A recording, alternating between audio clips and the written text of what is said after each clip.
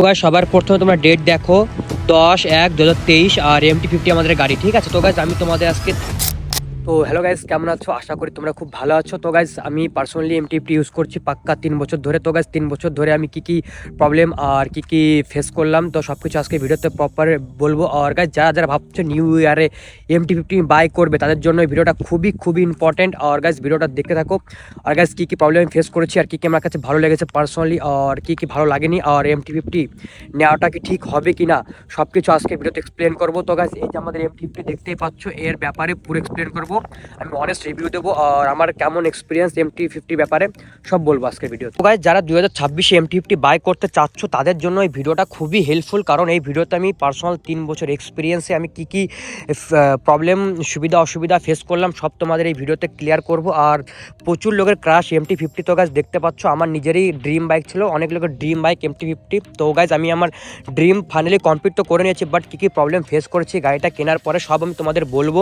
তো সবার প্রথমে গাইস যেটা আমার খারাপ লেগেছে সেটা হলো গাইজ আমাদের এই সিট। তো গাইজ দেখতে পাচ্ছ যে পিলিয়ন সিটটা একেবারে ছোট করেছে, মানে বলতে গেলে একেবারে ছোট। যদি কোনো রাইডার ব্যাগ ক্যারি করে পিছনে যদি কোনো ফ্রেন্ড থাকে সে ঠিক করে বসতে পারবে না, তার পরে যা রিস্ক আর বেশি হয়ে যাবে। তো প্রথম গাইজ মেজর প্রবলেম এটা আমি ফেস করেছি। সেকেন্ড গাইজ যে চেন, তো গাইজ প্রচুর লোকে বলে, প্রচুর লোকের কমেন্টও আসে যে চেনের ব্যাপারটা থেকে গাইজ চেনটা প্রচুর পরিমাণে ঢিলা হয়ে যায়, ঠিক আছে। এক সপ্তাহ আগে আমি টাইট দিয়েছি, আবার নর্মাল আগের মতো ঢিলা হয়ে গেছে, ঠিক আছে। তো এই প্রবলেমটা আমার পার্সোনালি ফেস করতে হয়েছে। সেকেন্ড গাইজ এটার পরে দেখাচ্ছি নেক্সট গাইজ দেখতে পাচ্ছ এখানে, ঠিক আছে। যদি কখনো কোনো রাইডার রাইড করে পিছনের দিকেও বসে বা যেই রাইড করছে তাকেও বলছি, যদি সে বসে চালায় গাড়ি চালাতে গেলে কাদার সময় তার প্রচুর পরিমাণে কাদা ছেটানোর ভয় থাকে গায়ে, ঠিক আছে। এখান থেকে কোনো গার্ড নেই যে তাকে কাদার থেকে প্রোটেক্ট করবে, ঠিক আছে। কাদার প্রোটেকশন নেই কোনো কিছু। তো এই একটা প্রবলেম, নেক্সট তার প্রবলেম ফেস করতে হবে গাড়িতে। বর্ষার টাইমে ওটা ফেস করতে হয়, আদারওয়াইজ নর্মাল টাইমে সব ঠিক আছে। আর সেকেন্ড গাইজ তারপরটা তোমাকে বলছি, ধরো তুমি কখনো রাইড করছো, রাইড করার পরে গাড়িটা হিটিং হলে না আমাদের যে রেডিয়েটার ফ্যানটা এটা চালু হয়ে যায়, চালু হওয়ার পরে এটা ঠান্ডা হতে প্রচুর টাইম লাগে। আর এটা একবার চালু হয়ে গেলে গাড়ি পরে স্টার্ট হয় না, ততক্ষণ ঠান্ডা না হবে গাড়ি যতক্ষণ এটা বন্ধ না হয়, ঠিক আছে। নেক্সট এই প্রবলেমটা আমি ফেস করেছি পার্সোনালি। কিছু টাইম চালালে মানে লং টাইম একটু চালালেই ওই রেডিয়েটার ফ্যান অন হয়ে যায়। বিশেষ করে এটা প্রবলেমটা ফেস করতে হবে তোমাদের গরমের টাইমে, শীতের সময় এটা হয় না, বাট গরমের টাইমে প্রবলেমটা ফেস করতে হচ্ছে। গাড়ি 2-3 বার আমারও বন্ধ হয়েছে গরমের টাইমে যখন আমি একটু লং ড্রাইভে যেতাম, ঠিক আছে। নর্মালি চালালে ঠিক আছে, কোনো প্রবলেম নেই, আদারওয়াইজ গাইস এটা আমার প্রবলেম ফেস করতে হয়েছে। তারপর নেক্সট গাইস এটা যে build quality, guys build quality অতটাও প্রপার ভালো করতে পারেনি, দেখতে পাচ্ছ। মানে এই যে প্রাইস 2,10,000 নিয়েছে যখন আমি বাই করেছিলাম, এটা আমার 3 বছর আগের গাড়ি। তো সেই আন্দাজে এর বিল্ড কোয়ালিটি অতটা ভালো না, ঠিক আছে, মানে প্রাইস হিসাবে অতটা ভালো করেনি। আর গাইস এর ভালো দিকগুলো তোমাদের এবার আমি বলবো। এর ভালো দিক কি, সবার প্রথম গাইস এর লুক দেখতে পাচ্ছ, লুকের ব্যাপারটা ফুললি কিলার লুক, ঠিক আছে। লুকের ব্যাপারটা ফুললি অমাইক লুক। আর ব্রেকটা সামনে আমার সিঙ্গেল এবিএস, পিছনে এবিএস নেই, পিছনে জাস্ট নর্মাল ডিস্ক, সামনে ABS, but brake next level. Brake fully super ব্রেকটা আমাকে অনেকবার বাঁচিয়েছে ব্রেকের কারণে। এবিএস ফুল MT-50-র ব্রেকটা অসাধারণ। প্লাসের তেল সার্ভিস বলতে গেলে প্রচুর ভালো তেল সার্ভিস, এত কম প্রাইসে এত পাওয়ারফুল ইঞ্জিন হিসাবে প্রচুর ভালো তেল সার্ভিস। এতে 40-45 আমাকে তেল সার্ভিস দেয় গ্রামে চালালে আমাদের, আর হাইওয়েতে উঠলে ভাই 45+50 দিয়ে দেয়, ঠিক আছে। 45+50 দিয়ে দেয়, ভালো তেল সার্ভিস, ঠিক আছে। তেল সার্ভিসের নেক্সট লেভেল, খুব সুন্দর তেল সার্ভিস দিচ্ছে আমাকে MT-50-তে। প্লাস এর যে মানে বিল্ড কোয়ালিটিটা অত ভালো করেনি, দেখতে পাচ্ছ মানে এখানে পুরো গ্যাপ টাইপের, দেখো এখন খুলে আসছে মনে হচ্ছে, ঠিক আছে। এই একটা প্রবলেম আছে।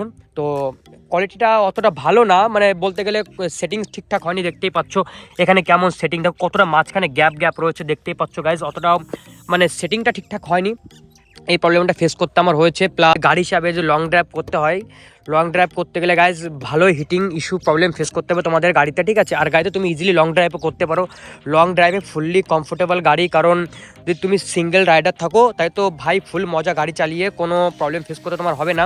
জাস্ট হিটিং ইস্যুটা একটু আছে, প্রবলেম ফেস করতে হচ্ছে পার্সোনালি আমার।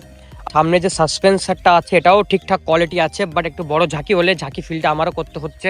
আর নিচে যে সাসপেন্সারটা দেখতে পাচ্ছ এটা কোয়ালিটি ভালো, বাট অ্যাভারেজ 10 to 7, ঠিক আছে। 10-এর 10 দেওয়া যাবে না, 10-7, ঠিক আছে, অতটা ভালো না ওর কোয়ালিটিটা, কারণ ওটাতে মানে আমরা যদি 3 জন রাইড করি মানে বলতে গেলে পুরো বসে যায় গাড়িটা একেবারে। 3 জন রাইড করলে, রোগা পাতলা 3 জন করলেও এই একটা প্রবলেম আমার ফেস করতে হচ্ছে। হ্যান্ডেলিংটা বলতে চাই, হ্যান্ডেলিংটা খুবই ভালো, ফুললি স্মুথ গাইজ, দেখতে পাচ্ছ একেবারে ক্লোজ হ্যান্ডেল। আর এই গাইজ কেউ যে গাড়িটা চালায় MT-50, ওটা জাস্ট নর্মালি 1-2 বার চালালে অটোমেটিক হাতে সেটিং হয়ে যাবে। সেটিংয়ের ব্যাপারটা খুবই সুন্দর। সব গাড়ি কিন্তু হাত নিলে সঙ্গে সঙ্গে সেটিং হয় না, বাট MT-50 তুমি যদি একবার চালাও, তুমি স্টার্টিংয়ে পুরো সেটিং হয়ে যাবে, ঠিক আছে, হাতে পুরো কমফোর্টেবল গাড়িটা ফুললি কিলার লুক। প্লাস তোমরা গাইজ আমি পার্সোনালি বলতে চাই, তোমাদের MT-50 নিতে চাও নিতে পারো। MT-50 লুক ওকে, সব কিছু ওকে, পারফেক্ট গাড়ি গাইজ, কিন্তু প্রাইসটা একটু বেশি মানে আমি যখন নিয়েছিলাম।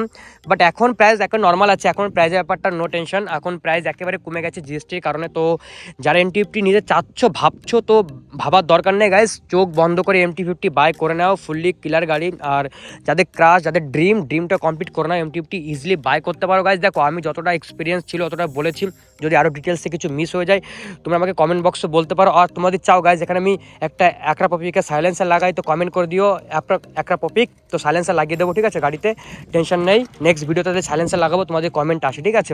তো দেখতে পাচ্ছ নর্মাল সাইলেন্সার আছে, কোম্পানি যেটা ক্লেম করে ওটাই আছে, বাট আমি এখন চেঞ্জ করিনি। আর আমি এক্সট্রা করে মডিফাই করেছি, হুইল শিল্ড লাগিয়েছি পিছনে একটা লুকের জন্য। তো দেখতে পাচ্ছ কেমন লাগছে, ভালো লাগছে আশা করি। যতটা পেরেছি আমি এক্সপ্লেন করেছি MT-50 ব্যাপারে। আর যদি তোমাদের কোনো ডাউট থাকে, কিছু জানার থাকে, আমাকে কমেন্ট করতে পারো, নেক্সট ভিডিও ওই কমেন্টের উপর বানাবো। আর যদি ভিডিওটা তোমাদের ভালো লেগে থাকে একটু লাইক করে দিও, চ্যানেলটা সাবস্ক্রাইব করে রেখে দিও। আর MT-50 ব্যাপারে আরও আপডেট আসবে, আরও নতুন গাড়ির ব্যাপারে আপডেট দেবো এই চ্যানেলে। তো গাইস চ্যানেলে সাবস্ক্রাইবটা করে রেখো প্লিজ, আর সঙ্গে থেকো। Thank you so much, thanks for watching.